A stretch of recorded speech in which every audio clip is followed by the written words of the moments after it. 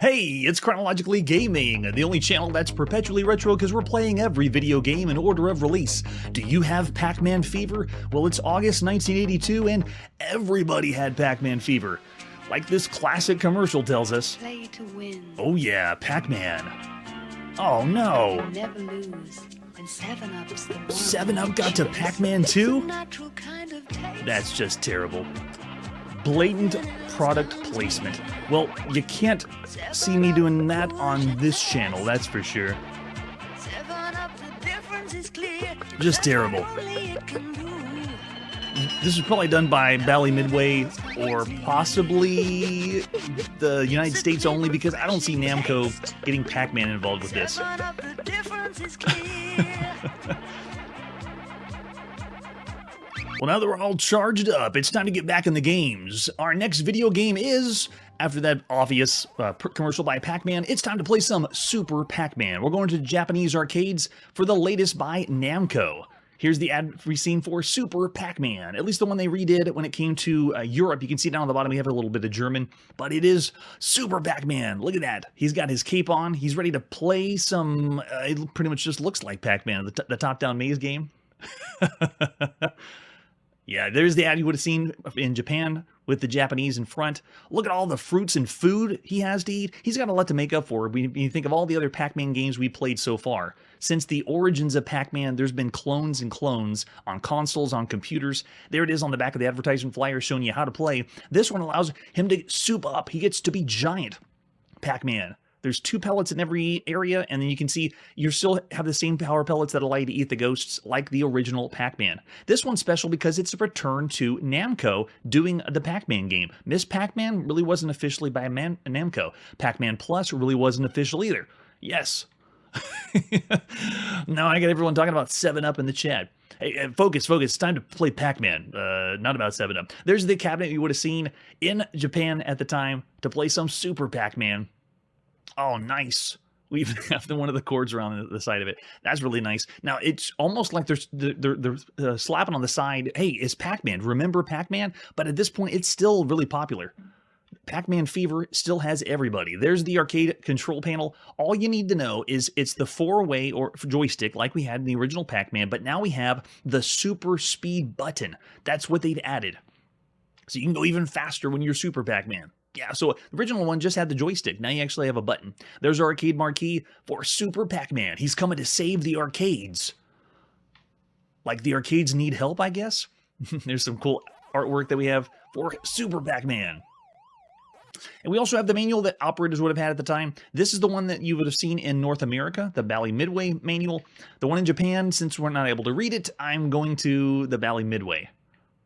I don't know how Bally Midway is still able to do this, considering they created Miss Pac-Man and Pac-Man Plus without Namco wanting them to do it.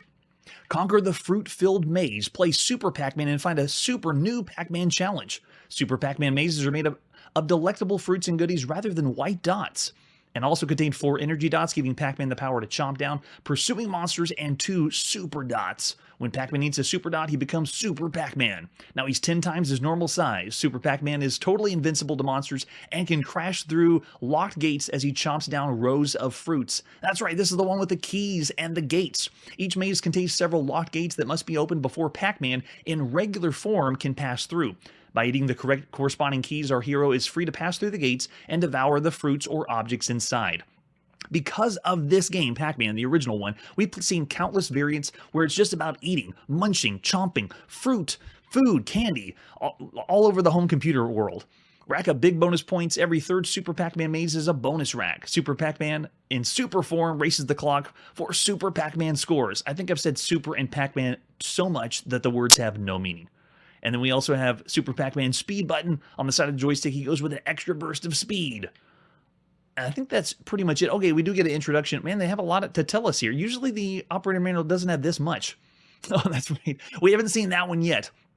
This is still the highlight as far as the Pac-Man world. There is no Professor Pac-Man so far. Yes, the super word, though, is unique. We haven't seen a ton of games that begin with super, and it's the same game we've seen before. It's a 1 or 2 player game. You do play alternately. The 2-player mode's at the upright model. The only difference is 2 players and the cocktail, it flips sides, and that's usual for cocktail cabinets. You have complete control of Super Pac-Man. He'll go wherever you tell him to. He just loves to eat all the different maze objects, apples, bananas, donuts, hamburgers. However, he doesn't like the 4 ghosts, Blinky, Pinky, Inky, and Clyde. They're back. The same names from before.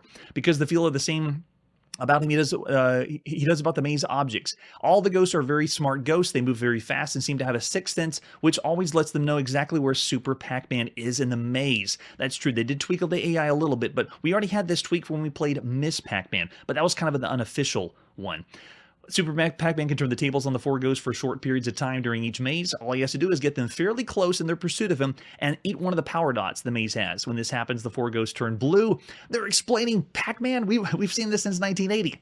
The ghosts stay blue for only a few seconds after Super Pac-Man eats the power dot, but they do give a warning before they turn back to their original colors.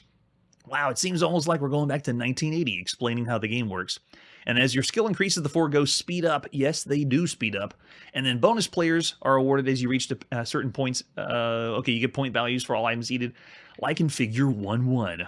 Major feature is Super Pac-Man. There are 2 super dots that make you gigantic. Nothing can stop him.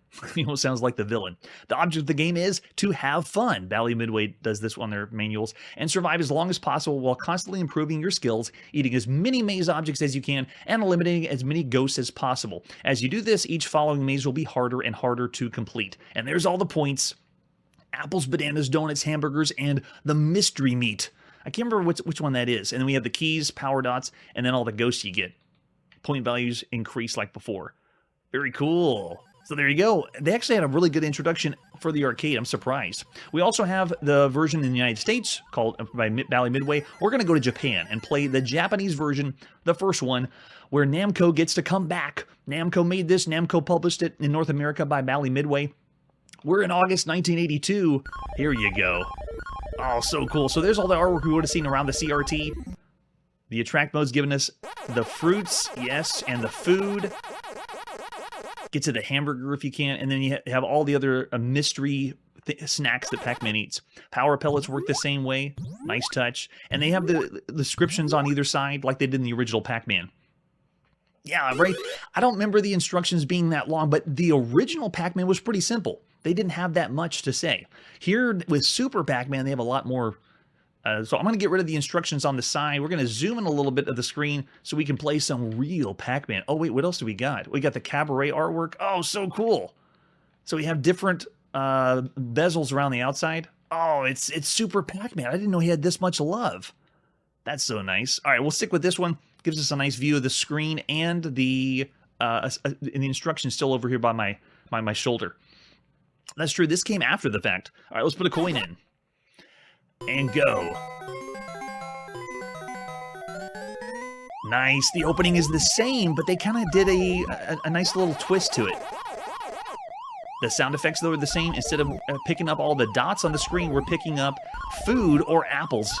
As you can see here, I'm not picking up any of the power pellets. I want to see how smart the ghosts are as we move around the maze. You can see we're picking up the key to open up the doors, and once the doors are open, then we turn the tables on them. But you got to pick up every single apple. And the green dots right here is the super one. Look at this. Oh yeah, and I got my super speed up. I can go and get the fruit really fast. So I can go through gates, through ghosts, and you're trying to get as many of, look at that, as many of the apples as fast as you can before they go away. Oh, nice. You can be Super Pac-Man and eat up the ghosts? So cool. I feel like I have ultimate power. Kind of like when we play shooter games that give us more firepower. This is what it feels like. It's Pac-Man, but we got so much power. So on the next stage now, we have bananas to eat. It is a nice touch.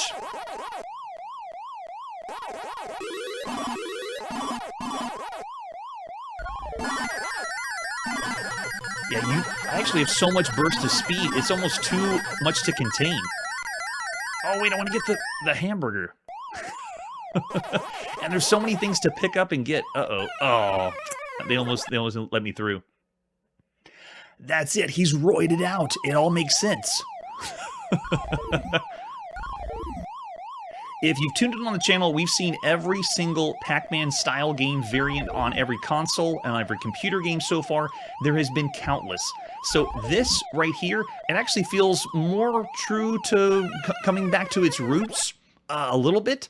There's also been all the variations in the arcade too that take the formula of the top-down maze game that Pac-Man inspired, and this one just feels more classic. It feels like I'm just playing another Pac-Man game. So Super Pac-Man isn't as special as the other titles. Like you think of Ladybug and Mousetrap and things like that in the arcades. All right, let's open up this one. Oh, he snuck by. Let's just use this to go to the top and get the rest of the bananas. And then the last pellet up here. Nice. Yeah, it is slightly, I wouldn't say loose to control. It's just ultimate power. And then the cutscenes, I remember the cutscenes were better. Nice sound, music. They got some animation on the eyes. Nice touch. Oh yeah, now we're doing the donuts. And we got the bonus stage. You're just trying to get through as much doors as you can.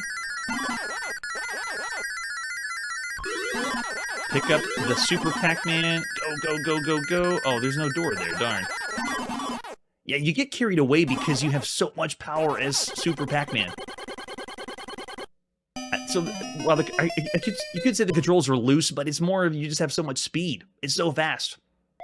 Now we're on to the hamburger round. Oh, that one didn't open up that door. Let's try that. There we go.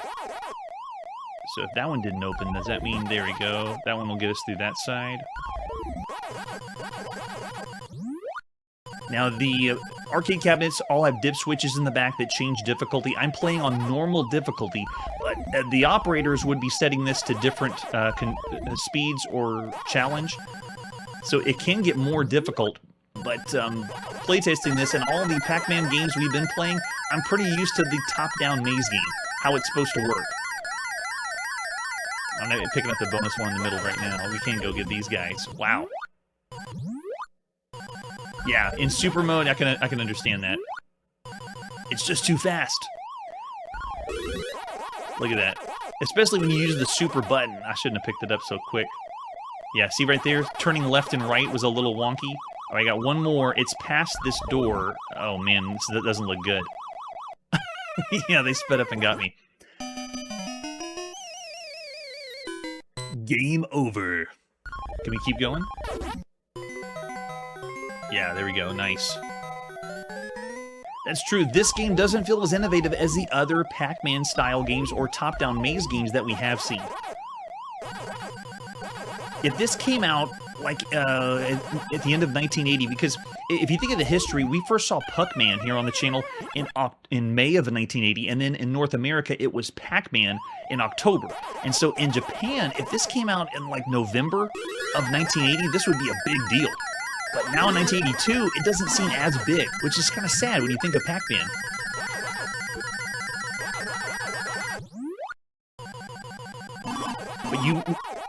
But one of the big skill points of the game is picking up the super pellet and also the power pellet, so you can be giant, moving around fast, and eating the ghost at the same time. So right now we're kind of out of luck. I don't think I'm able to take out the... Yeah, that got me in a bind, but still, it's still fun. And it does seem classic. It just isn't pushing anything impressive or innovative as far as arcade games go.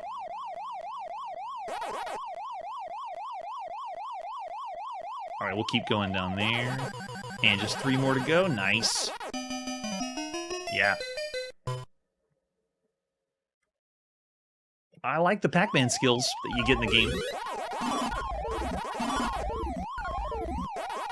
So move this one around. I'm going to avoid that one for now. I'll move over on this side. Oh, see, that trapped me in.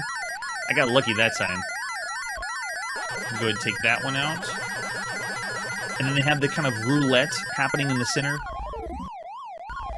Or the slot machine. Open up the gates. The gates kind of remind me of the game we played on the Emerson Arcadia Pac-Man style game called Cat Tracks. But in that one, you could control the gate. See, this one, I'm trapped in. And we've already seen the opening and closing or changing of the maze with other Pac-Man games. One of the best ones we've ever seen was called Ghost Hunter on the Atari home computer. On that one, you could change and make your own maze. And you could say the same with KC Munchkin. It allowed you to change and manipulate the walls of your own maze. This one is the arcade game. I wouldn't expect that kind of change in the game, but still, you can see based on everything we've seen so far, Super Pac-Man isn't as super as everything else out there. Back in June 1981, we saw Lock and Chase, which was a really good Pac-Man style game. And then after that, in December 81, we saw Mousetrap. And then later we saw Turpin or Turtles, which wasn't as impressive as those. But then Ladybug was 81. We've already seen that one in the arcades. And then, of course, in January of this year, 1982, we saw Miss Pac-Man in North America, and then Pac-Man Plus in March. Also in March was the Atari official release of Pac-Man on the VCS, and then on the Atari home computer, we saw that in May 1982. And then Blueprint was one of the newer ones we saw in June 1982. But as far as those official, like arcade, big releases, we also had tons and tons of extra Pac-Man kind of games on the home computer and also on the consoles. So as far as Pac-Man Plus, of all the games you could play on the arcade, this one still isn't as impressive as I thought it would be. I actually thought I would be going into this as like, this is so cool, but I wouldn't go anything higher than 3.5 stars. It almost feels like it's still a well done game and plays really well, but it's not pushing as high. I wouldn't go as high as what we played with like Ladybug, 4 stars or 4.5 stars. I'm gonna say 3.5 stars for all the games so far on the arcade. Pac-Man Plus is a good time, really fun. But yeah, oh there you go, Manly. Looks great, plays great. And Victor's going 3.25 stars. If only we could. I still would say 3.5. It still has a good place. The sound effects kind of throw you back to playing a Pac-Man game. And lots of fun still. All right, so after Super Pac-Man, let's see what is next. Where are we going now? After this commercial break. Television. The intelligent home video system. Intellivision turns It's like your we're going to TV the United set Kingdom into to a play some gaming Intellivision. Television. Man, those tunes are groovy though. And a bigger challenge. Several games we've already seen on the Intellivision. More realistic. See how There we the go, players move. MLB. Listen to the sound effects. If you get the license for it. Nope, Mom is not enjoying the video games. Don't kid yourself. Look at all those games though we already played. Games of chance. There's a couple out there we haven't played yet in this ad. World today, the only system designed to keep pace with tomorrow. Before you buy any other video game system, Ooh, yeah. be sure play Intellivision first. Oh yeah, there's the boxing one. Intellivision, The really good fighting so game. Intelligent, no game plays the same way twice. Play Intellivision. Oh, is that why it's intelligent? Outlets of these No stores. game plays the same way twice. It's now time to go to the Intellivision and play Bomb Squad. Let's check out Bomb Squad. Here's the box. It is the third in the Intellivision voice module, or the voice synthesis cartridge. After we've already seen Space Spartans and B-17 Bomber, here is Bomb Squad. And it displays right on the box. It talks. Yes, this is not to be confused with Bomb Squad that is on the TRS-80 from 1979. This is a totally new game, fresh take, but Bomb Squad is the latest on our Mattel Intellivision. The time bomb is ticking. You have less than an hour to disarm it. Doomsday, you're too late. The bomb explodes, you've lost a city. That's fun. They put on the back the screenshot of the death or the game over. That's cool. You're face to face with ticking disaster. By patching circuits with clumsy hand tools and by guesswork, you struggle to disarm the bomb, save the city. It's a tougher than ever game that talks to you. You play against the clock, 3 skill levels and voices. We have Frank, Boris, and then the Doomsday voice. And they've done like the other Intellivision voice games. They have different sounds or kinds of sounds in there. Let's see the other artwork we have for Bomb Squad. We have the box between the actual scan of the box and then the reconstructed box. Yeah, right. We should compare that to every game now. After we've seen parallax scrolling 4 levels on the ZX81, now every game. Does it have parallax scrolling? There's the overlay we're going to have over our Intellivision controller, hand controller. Look how complicated it is. Bomb Squad is slightly complicated. If you've never seen this one before, this is another staple of the Intellivision. I wouldn't say as much as B-17 Bomber, but there's the cartridge we're going to pop in. And an example of the screenshot. We also have the manual for Bomb Squad. How do we play this? So this is a one-player only game, not to be confused with the other games that said 1 or 2 players, but it actually was only 1 player. Bomb Squad. Don't look now. It's your time bomb ticking. It was planted by Boris, the evil terrorist. Of course, someone Russian. That makes sense right now. You'll have less than an hour of simulated time to disarm the bomb before it destroys your city. Since this is an voice synthesis module, voices will be talking to you. Frank, the demolition expert, will give you instructions on what to try next, and Boris himself will needle you now and then, reminding you that it won't be easy. This is another game like B-17 Bomber that the talking actually enhances the gameplay. You have to have it, and it makes it really fun. This is also one of the first bomb disposal games we've ever played. Ever on the channel. Now, I'm familiar with some ones that were typing games for books on the Commodore PET, and I think there was one other one on some other home computers, but this is the first like real like we're going to disassemble a bomb or blow up. There's the voice synthesis module plugged into the side of our Intellivision. So cool. The object of the game is score points. Scoring points. I think we've done that before. We disarm a time bomb before it goes off. Points are won by rewiring electrical circuits with cutters, pliers, and soldering iron. Yeah, they really gave us some details. 2,000 point bonus for solving the puzzle riddle and saving the city. As the game starts, a simulated time clock will be activated, and you have time left will be displayed. To disarm the bomb, you decipher the code number, and after circuits have been repaired, the code number can be guessed with certainty. Or after you've repaired 2 circuits, you can just go for broke and guess. And if you win, you get 1,000 points. You can guess wrong, and you lose, and the whole place blows up. The time bomb will explode. I love how Intellivision does this. If you don't have the overlay or the manual, you're going to be lost because all you see is numbers. There is all the controls. We have the different digits to select our skill level. We have the cutters, the pliers, the soldering iron. I mean, look how many controls this is. It's another Intellivision game that just bombards you with, how do we play this? Oh my goodness, look how... Yes. Yeah, what happens if you don't have voice synthesis? I don't think you could play this game. You couldn't play B-17 Bomber without it. You wouldn't know where to shoot. So the same here, you have to have the talking or you wouldn't know what to do.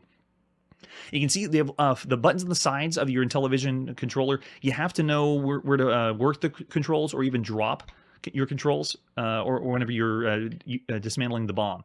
And then you have see the disc at the bottom. It controls multiple things. Lots to unpack here. So the first thing you do when you boot up the game is use the disk to bring up the scene of the city, and then you just decide how many code digits you want to decipher. Obviously, the more you have to decipher, it gets more complicated. And then you got 3 different skill levels. I would definitely start at level 1 if you've never played the Bomb Squad before. It goes more and more complicated after that. So the code display shows you where you can move the cursor around using your disk, and after you just decide which one you want to tackle, you go into the circuit board mode. And the circuit board mode is kind of like you're zoomed in on the circuit and you listen to Frank, who's on the IntelliVoice module, telling you what to do next. This is where you'll use your cutters, pliers, soldering iron to repair circuits, and he'll tell you what to do. And if you don't hear Frank, you don't know what you wouldn't know what to do. You can play the game. Yeah, there is a lot of controls, and this isn't new for Intellivision. Almost every Intellivision game we played has had lots of complexity to it. Lots went in and time went into it. There's just a lot of love on the Intellivision. So after enough circuits have been repaired, it's going to be deciphered with some certainty, and you have to rewire and change the circuits correctly. And you also have to know the right time or the right order to do it. And Frank will help you out. You have to have the voice module plugged in. It will not work with, you won't be able to play the game otherwise. All right, so you start at skill level 1, they recommend that, and then every time you get one correct where you go in the circuit board, it'll light up green. The more green ones you have lit up will kind of tell you what the code is. It sounds a little complicated, but that's the idea. To play this one time and understand it is kind of difficult. You'd have to play a few times to get the idea. All right, so you can see we have different skill levels, 1, 2, and 3. If you start on level 1, it's the slowest speed. You get the most time to dismantle the bomb. But when you get to level 2, there's things that will start on the circuit board to light up on fire, and you have to use the fire extinguisher, which is on your hand controller, to put out fires. It's insane. Plus, levels 2 and 3, if you do a wrong connection, just like in the movies, like if you cut the wrong wire or cord, boom, the bomb explodes and you die. So we're definitely not going to do level 3 for the first one. When it's time to figure out the code, you can see how they show on the left side all the different circuit boards after you go through them. And then on the right, if you get them lighting up green, the lighting up green, which it's only blue here on the scan of the manual, but you can see it represents as numbers. 1, 2, 3, 4, 5, and that's where you get the code. If you get the code correct, then you've dismantled the bomb. Or you can also take an educated guess. After you've solved 2 of the circuit boards, you can guess out of the blue if you think you got it, after enough ones are displayed. So after you choose the circuit, it shows you what the next scene is. You have to use your hand controller, pick the correct tools, and use those to dismantle the bomb. The circuit board builds tension immediately because that's where the time clock comes in, and the doomsday voice will show up, telling you only have 18 minutes left. But you have cutters at your disposal, pliers, soldering iron, and then fire extinguisher if you're playing on levels 2 and 3. Frank will tell you what to do, and you have to pay attention because the order matters as well. All right, so after you cut a device, you sometimes you just have to cut things out, but then other times you have to replace them with other parts, and they'll be displayed at the top of the screen. You can see there's a really zoomed-in picture of one of the components. You have to find one at the top of the screen that looks similar to this or possibly the same color, and then replace it. There we go. There's the display of all the stuff that's happened at the top. That's right. It's the proto of all the complicated controllers we have now. You try to give someone who's only used to this generation of video games one of the modern controllers on the Xbox or the PlayStation, and they won't even know what to do. And this is kind of like the beginning of, hey, here's the controller, but I have to explain all the controls to you for the next half hour before you play the game. That's what this is. Yes. Oh, man. Yeah, possibly, Mikey. All right, so you have to put out the fire with the fire extinguisher. You can see how long the manual is explaining how it works, but then whenever you get to the end, this is the example of picking 3 digits to guess. You would then see, oh, okay, it's 372. You guess the code, and then if you did it, it shows the victory screen. Kind of interesting. They did that in the manual. There it is. What it looks like. You get fireworks, and you saved it. They show you your time, and you get a score at the end. Nice. Yes, the explosion was just like the death of the city. It's time to play some Bomb Squad by Mattel Electronics. It's August 12th, 1982. Thank you. We get the tutorial. So we move our disc. We're now at the beginning, and we're going to decide what skill level we want. Let's just solve the 1-digit Bomb Squad, and then enter that one in. And then we're going to do level 1, and I'm doing this all on the hand controller. All right, we're in. So the way this works is I want to go into the first circuit board, and second, first, third. Okay, so if you heard what he said, we now have to get the ones to cut out in that order that Frank said. So I'm using my pliers, and he said cut this one first. And he even helps you out. Like if I try to cut, look. Up more. Up more. All right, so we got to cut that one out. Let's go ahead and clear that one away. Just get it out of here. Okay, and then drop it. Oh, I think I had to bring it up here. And then just drop it. There we go. Get it out of there. And then he said second one. I think it was this one. Let's get our pliers out again. I think he said this was second. Let's see. Oh. Nope, not that one. Wrong one. So you got to solder it back. Okay. We're good. Start sweating now. And I think he said this one was second. Wait. Wrong order again. Wait, I thought he said... Oh, maybe it was the orange one. Okay, let's try it again. Go back down. The tension is hot. What? Wrong order? Where was the second one then? Alright, maybe it was down here. No, that one's in the wrong order too. Where's the second one? Okay, let's try the last one over here. So you have to know which tools to use, and you're going to use the controller the right way, and you have to listen to the voices to tell you what to do. What? That's the wrong order too? I've done them all. Now, it's possible he said replace. If he says replace, I'm supposed to replace the part that I just threw away with the other one, which means I don't remember what that part was. 28 minutes still last. Oh, and there's the Doomsday voice. 28 minutes and in-game minutes. So this means I don't think any of the pieces will work if this one... Wrong order. Yeah, that won't work either. Wrong order. Yeah, you do have to have patience. It is very impressive, though, what they've done to make you feel like you're a bomb expert. Okay, so it didn't work on that one. Let's listen more closely on the second circuit. So on this screen, I can use the disc to move around and select any one of these. All right, let's try this one. It won't be easy. Replace this first, this second, this third. First, second, and third. Got it. Okay, so now we're going to do this one first, and we have to replace it. So I'm going to cut it out, and then go to the next one, go find that, and we had to replace it with the one that looks... Okay, I see it. Oh, that one over there.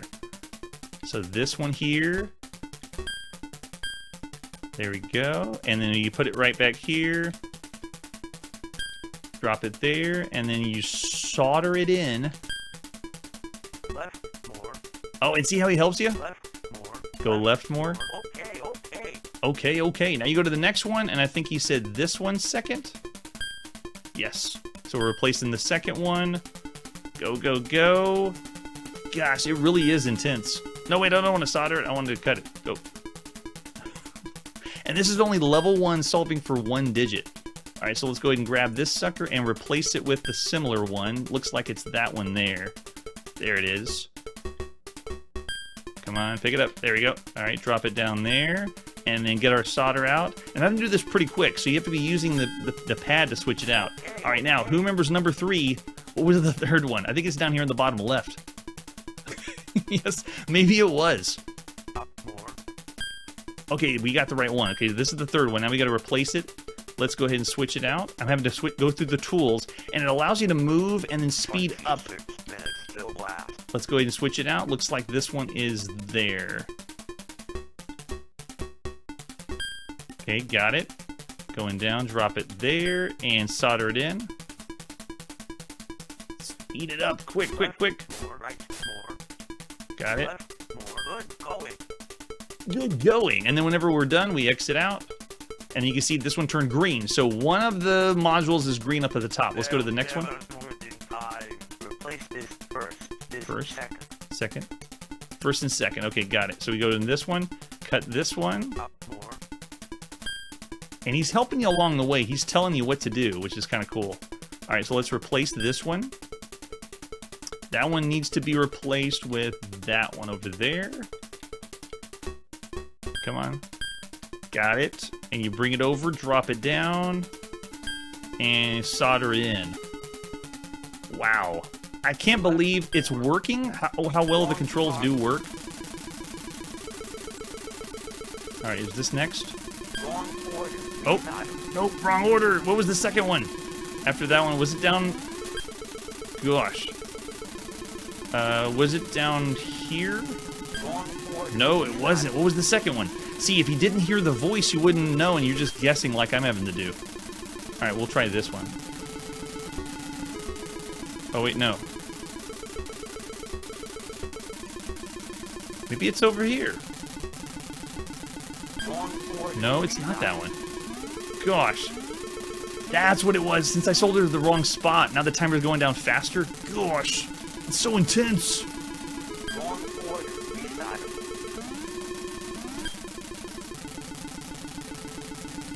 Oh, man. Wrong order. Oh, does this mean I need to go back and resolder the one? 22 minutes still last. Yeah, it's going way too fast. Oh my gosh. Wrong order. Restart. Oh, it won't let me fix the solder job. Oh, no. All right, so wait. That means I get... And if you mess up, then it turns blank and you don't know for sure if this one and this one were going to light up green or not. All right, so let's go and move on to the next one. They'll never do it in time. Replace this second, this third, this first. Second, third. So first, second, third. Okay, first. This one. Yeah, there's so much to do. First. And this one should be it. Let's fit it in the right spot, nice and easy. And this should be the right spot. Okay, okay. There we go. And go over to the next one, second. Left more. Okay, then there. Oh, this is gonna be tight. That's gonna be that one right there. Okay, got it. And then drop it right in the right spot. That'll work. So crazy. Left more. Left more. Okay, I don't think I've played a okay. video game that's making me sweat so much. Oh yeah, here we go. Going on the left side. And this one. Got it. Nice. Okay, we picked the right one. It always starts your tool in the top right every time. All right, let's go ahead and move to the top. Which one is this? Okay, it's got to be that one. Go ahead and grab this one. And bear in mind, we're playing on 1 digit for the first difficulty level. It gets even crazier than this. All right, going to resolder this one. Left more. Good going. Okay, got it. And we exit out. It is... Oh, it's not lit up. So if this one's lit up, we don't know for sure if these were, but if this one's lit up, think of the number that could be down on the side, because we can go ahead and guess now and try it if we want. Let's go ahead and try doing 1. Let me think. Let's see if we can try this out and make it work. Oh, no, you know what? We haven't figured out 2 greens. You can't guess. I tried to guess and it wouldn't work. You have to get at least 2 circuits right with green before it lets you try for a guess. Yeah, right? And the voice sounds really good. All right, let's go ahead and go inside this one. Replace this first. First, This third, second. first, second, third. This one's first. Up more. And there we go. Grab that one out. Okay, this one needs to be over there. First. Solder that one in. Left more. Left more. Left more. And Uh-oh, bad solder. It's going fast again. Okay, we'll cut this one down here. Wrong order. Restart. Wait, what? I thought that was second. No! Alright, I'll try this one then. Wrong order. What? Restart. Is it because I did the bad solder job and I dropped it in the wrong spot? Let's see if we can go back and fix it. What? Let's try this one here. Go there. Alright, come on. That's the spot, right? Now, let's see. Left more. Left more. No! He's right, it won't be easy. Boris keeps on taunting us behind the scenes.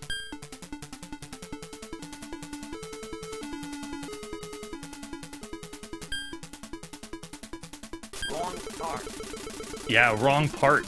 Oh, so we are supposed to pick a different part at the top for this one. And then after you've done all that with every single circuit board, then you guess, and if you guess correctly, then you save the day. If you don't guess correctly, then it's all over. So there you go, a quick, man, intense little taste of Bomb Squad. I can't imagine playing that for long periods of time and being enjoyable. It's more of a adrenaline rush because it feels like you really are about to blow something up and you have to be really careful. Of all the games we played on home consoles, though, this one still is another cool one. Kind of an experience, not as good as B-17 Bomber or one of the, we call that one of the best ones you could play on a home console. I wouldn't say Bomb Squad is that. The gameplay itself is, as you can see, a little cumbersome and tricky, and it takes a while to get used to.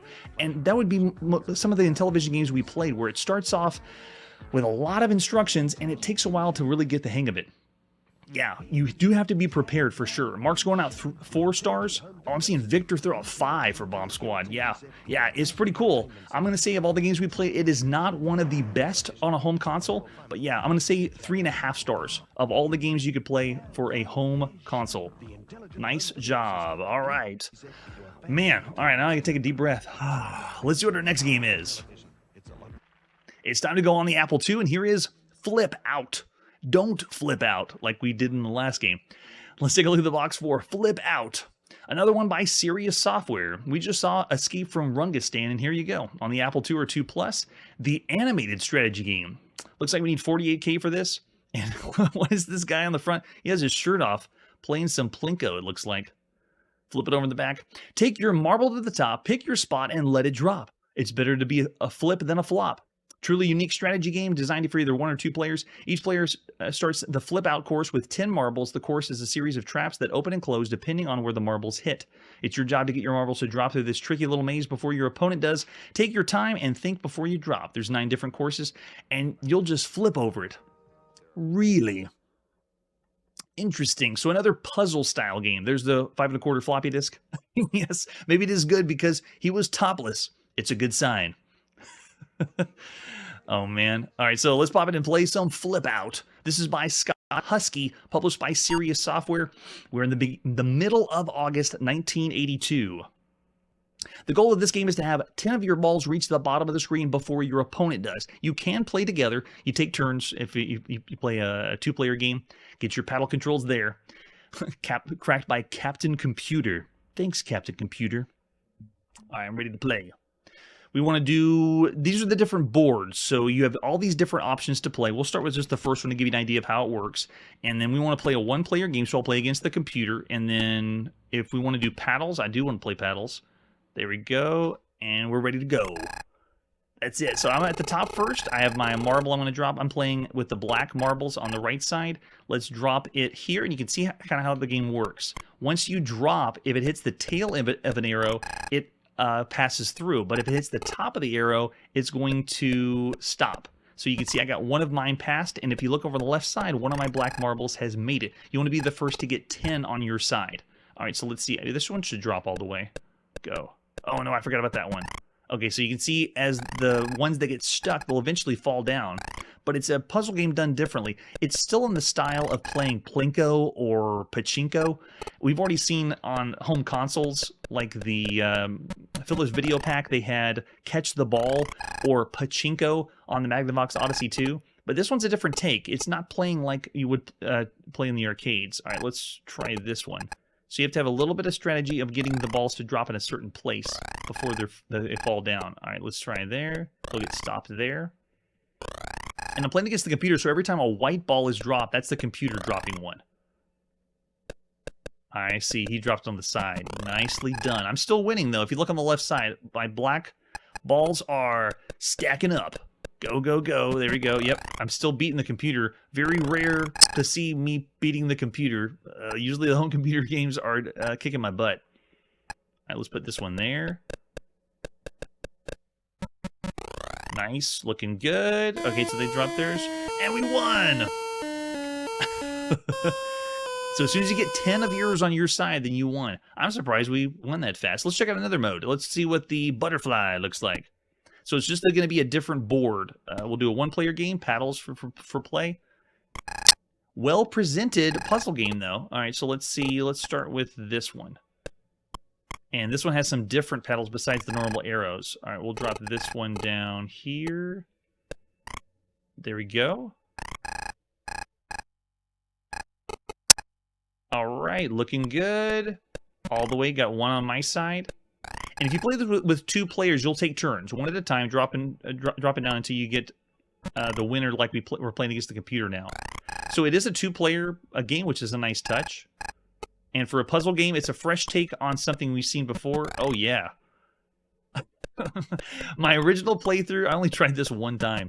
I didn't do this well, so I must be getting lucky with it. Let's try this one right there. And it would be fun to play with a human being and get the feel of how the game works. But right now, looking good. Look at this. Nice. Already stacking up. See, the black on the side's doing well. Yes, that's true. It's like an advanced version of Connect 4. Dropping down and getting the... But you don't have to get them to place or stack to connect. It's just getting them to fall through. Once they fall through, that's it.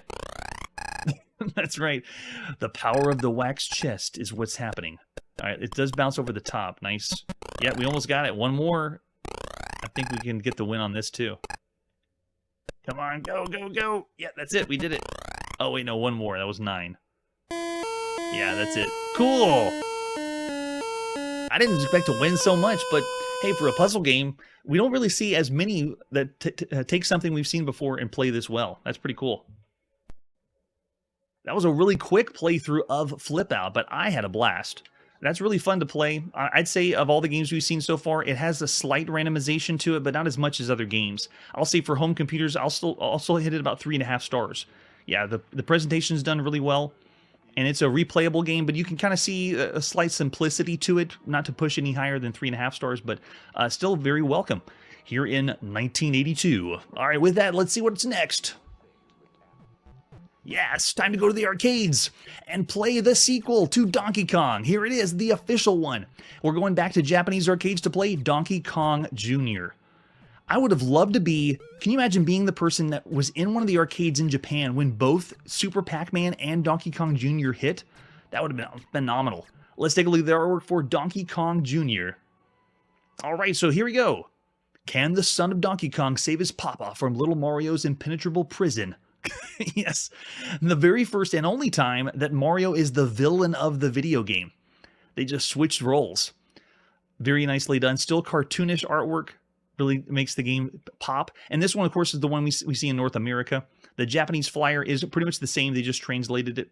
Yeah, this one is a blast. Oh, I'm so excited for this. Look at this. We even have story. way too much story. After Mario saved the beautiful girl from the lustful clutches of Donkey Kong. Wait, what? Lustful clutches? He led the broken-hearted ape into captivity, locking him behind steel bars, never again to strut his stuff before the fair maidens of the world. What in the world is going on here? Is this why when we saw it come home on the ColecoVision, he was kneeling down to propose? As the frustration of confinement enrages Donkey Kong, Mario complacently stands guard over the cell, holding the sought-after key to freedom. But wait, unbeknownst to little Mario, Donkey Kong has produced an offspring, Donkey Kong Jr. Now I really think the offspring comes from the girl, beautiful girl. They still don't call her Paulette yet. As Mario's brigade of snapping jaws, ape-eating birds, and energy pods launch their offensive, Junior bombards them with a fusillade of fruit bombs that aim to annihilate his every foe. Mario, beware of Donkey Kong Jr. He's crafty, he's fearless, he jumps in 4 different directions. Watch how Junior strategically maneuvers his way to the top of high speeds, how he wrests the key away from Mario, the key that gives Papa the freedom to once again beat his chest and chase the girls. What? With Donkey Kong Jr. not far behind, Donkey Kong Jr. offers the most exciting sounds, visual imagery, and challenging playboards. Wow, I wasn't expecting that story. There's the arcade cabinet. Oh, it looks beautiful. A classic arcade from the golden age of arcade games. We're nearing the end of the golden age, but it still looks and feels good. There's the arcade control panel. You can see we have the joystick to move around, and we also have the jump. I think that's it. Yeah. Moving around and jump. That's all we need to do. And they even have instructions on the control panel. Look on the left side, showing you how to jump and then do a super jump with the springboard. 4-way joysticks, all you need. Very interesting. There's the arcade marquee for Donkey Kong Jr. Well said, Mark. Oh, man. This is awesome. I'm so excited for this one. Donkey Kong was a breath of fresh air when we first played it back in 1981. All right, let's take a look at the manual for Donkey Kong Jr. This one really doesn't have anything. It's mostly technical. Everything we saw on that advertisement flyer is how to play the game or what the story's all about. We do get a little bit of artwork, but everything here I think is, yeah, it's installation specifications. And I even tried a few different places to find the manual that told you more, but no, this is all technical about power, installing the system. So we don't get anything from the manual, sadly. We do have other versions, though. There's a bootleg on Mooncrest Hardware, just an original bootleg, the E-Kit version, a possible Japanese version, the true Japanese version, the US one, and then Donkey King Jr. and Junior King, which are both bootlegs of Donkey Kong. We're going to go to the arcades and play the first one. This is by Nintendo, Research and Development 1, published by Nintendo. It's August 13th, 1982. Oh, this is awesome. Let's play a little bit of the attract mode. You can see the artwork they have around the arcade cabinet. It's amazing. Yeah, I love this in the arcade, just like Donkey Kong. Really excited whenever it finally came home on a system that we haven't seen yet. So I won't mention the name. Yes, no Crazy Kong. At least we haven't seen yet. I'm expecting tons and tons of copies coming to the home computer. Tune in to Chronologically Gaming. We will see them soon.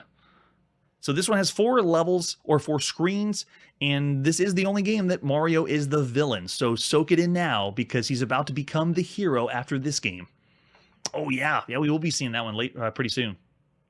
Okay, so I'm going to zoom this in so we can get a better view of the screen. I did change a few things on the dip switches so you can take a look at, we can play a little bit longer without dying. Wow, let's go. Nice touch. Wait, so there's 2 Marios there. Who's the other Mario? Get the key from Mario and save your papa. This is awesome. Just imagine being there in Japan when this first was released. How big Donkey Kong was. Now, I'm familiar with the mechanics in this game, and this one just takes the platform or jump mechanic to another level. You could argue that Donkey Kong Jr. is doing what the ladders did in Donkey Kong, where you're just going up and down. But the vines, it's a simple concept that when you move up on one vine like this, you go slowly. But if you move up holding two vines at the same time, you move up faster. And then if you want to go down with two hands, you go slow. But if you go down on one vine, holding down, you go down faster. So we now have the jump. Actually, how does he jump? Let's see. Yeah, it's a total commitment to the jump. It's more of the vine mechanic, at least in this stage. But I still can't change my direction in midair, and I am not able to duck or things like that we've seen on consoles, like with Pickaxe Pete. Yes, that might be. I've heard rumors that it is. The second Mario in the beginning of Donkey Kong Jr. is Luigi, so if it really is Luigi, that means Luigi's the bad guy too? So fun. Alright, let's get over this guy. Oh, missed it. Poor Papa locked away. That terrible Mario. At least this is before Mario had unlimited occupations like Barbie. Mario just has one job. He's a carpenter, and then he's the villain. Or he's an animal tamer, trainer. Or yeah, maybe it is Wario in disguise. So much hidden lore.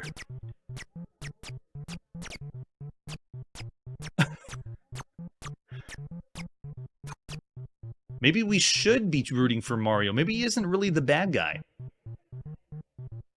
This is just unfair. I have it on a normal difficulty. There we go. Yep, and we got a nice little tune in the background. The bass for this system is similar to the original Donkey Kong. It is way deep. Like the thumps. All right, let's go in this side. All right, no one's taking us there. And then what you do is you just go down one vine at a time, and then you go a little bit faster. And we're going to go up on this vine quick, and this one adds the birds to come and attack you. So the vines is really where this game is different than Mario. The rest really isn't... You can call it a platformer, right? But I like how they switched it up. They didn't just add jumping. If you've tuned in on the show, we've seen lots and lots of Donkey Kong variants since Donkey Kong hit the scene. It's so popular. It's like Pac-Man. We're playing two of the biggest people copying the game, Pac-Man and Donkey Kong, and then we get to see the next evolution with both. The newest, craziest Pac-Man and the newest, craziest Donkey Kong right here. Alright, I still want to go up faster. Nice and easy. Nice and easy. Yeah, there we go.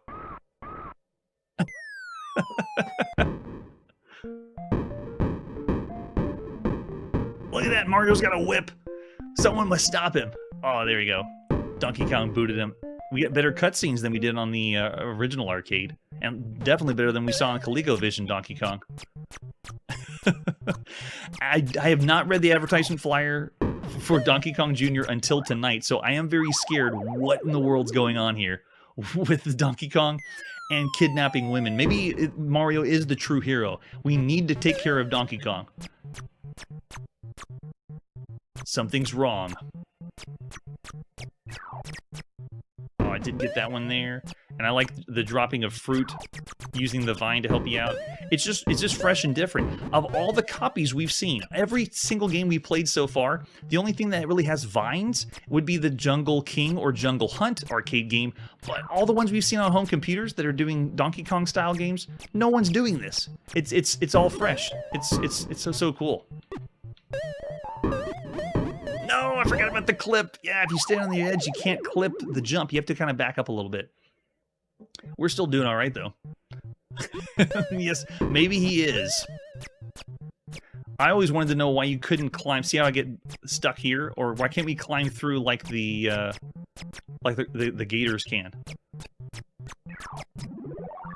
They can crawl through from one vine to the other, but we can't.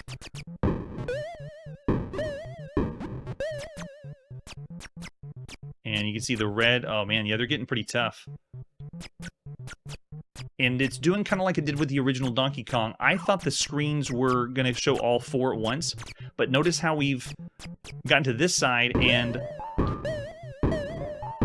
there we go. After we finish the second scene, then it goes back to the first one, and you think it's going to loop, but no, there's actually 4 screens. You just have to play long enough to see it go to the next one. Yes, Donkey Kong Jr.'s IQ is a bit low. Okay, now we're on to the next one, with the platforms to jump and springboard and the birds dropping down. I always hated this platform to stop your jump, but now we actually get some really tight platforming in. It is a committed jump. I can't change that jump, but it still feels fun. And now we combine the jumping with the vines. Wait for it. Or wait, they're separated. I gotta drop down. Here, sorry. Sorry, Donkey Kong Jr. Sorry, Junior. Now he's gotta make the jump to the next one. Crazy, man. That's crazy. Yeah, look at the timing for this.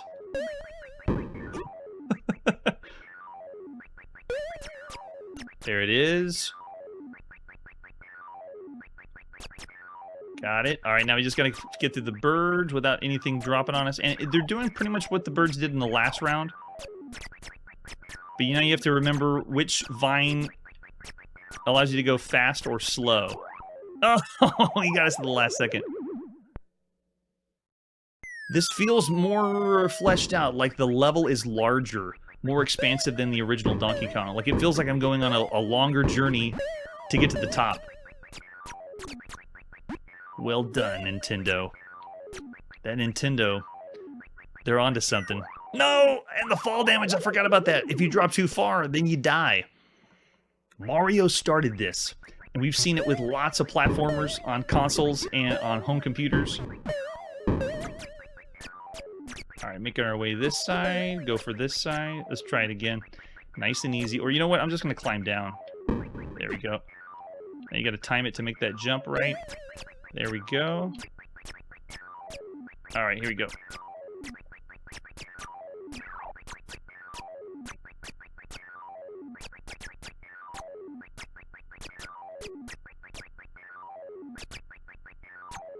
They're coming by so fast.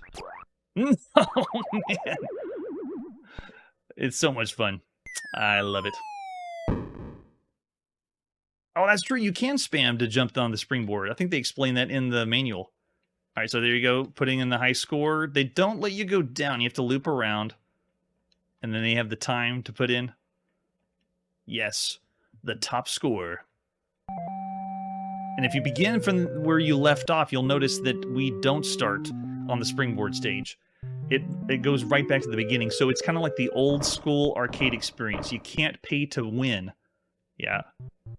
3.5 I'm seeing from Errol. Of all the arcade games we've seen so far, this doesn't have the impact of Donkey Kong, but it is up there. It is very impressive, and it is fresh because I like the idea that this hasn't been done yet, even though we've seen countless Donkey Kong style games or platformers. So much fun.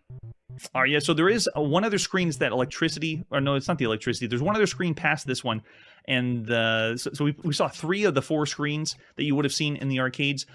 All the games we've seen so far, Donkey Kong Jr., I'm still saying is up there as one of the best ones you could play right now. Yeah, I'm seeing, wow, lots of that. 3.5 from Errol, 4.5 from Victor. Yeah, I wouldn't say 5. It's not up there as like one of the cream of the crop of everything we've seen so far. I mean, pole position's out there. I wouldn't say this is up there with pole position, but it is high. Donkey Kong Jr., I'm going to say 4.5 stars up. All the games up to this point for arcade games, it is still one of the best. What a well-done title. That's a lot of fun. Thank you so much for hanging out with me on this episode, going to the arcades in Japan. That's where we got to put the video game playing on pause, or at least this point in the arcades, we just don't have enough quarters to keep going. Tune in next episode as we see where Warren Robinette's going with another game that you're probably not expecting. And we also have lots of Dungeons & Dragons games that we've seen, or styles of Dungeons & Dragons. We've even seen the official Dungeons & Dragons as a handheld, but next episode will be the first time the official Dungeons & Dragons comes home. That's it for today, and like I always say, make 7 up yours. Hey everybody, thanks for checking out the channel and joining me on my quest to play every single video game in order of release. We'll be streaming live every weekday at 9 p.m. Central, so join us and let us know if you miss any games along the way. This video would not be possible without Launchbox, RetroArch, and MAME. Tell all your friends there's some crazy guy named Chronologically Gaming trying to play every single video game. We have links down below that'll send you to places like our Discord and Patreon, and one that says all the video games we've ever played. If you go there, it's a list of everything, and you can click right to the game you want to see. Chronologically Gaming is the name to look for. We are perpetually retro, and we will catch you next time.